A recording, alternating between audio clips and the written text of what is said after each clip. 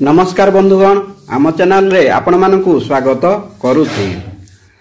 जादू काछु कुंडिया सबुदिन पई भल करिवार घरोई उपाय थरे निश्चय करिकि देखंतु सबकिछि मूलरू शेष होई दिबो।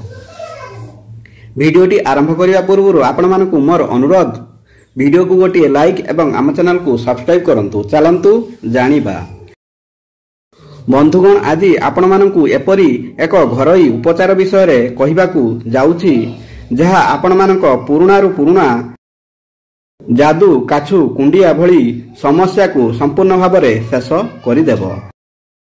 एही उपचार को प्रस्तुत करिबा पई आपण को प्रथमे आवश्यकता पड़िबो छोट खंड हळदी। तापर आपण एही खंड हळदी को बाटी एहार पेस्ट प्रस्तुत करंतु। आपण एथिरे पानी जमा मिसांतु नाही नहले यह अधिक दिन पर्यंत यार प्रयोग करि परिबे नाही। आपण एहाकू कंचा हळदी बा हळदी गुंड सहित मध्य प्रस्तुत करि परिबे।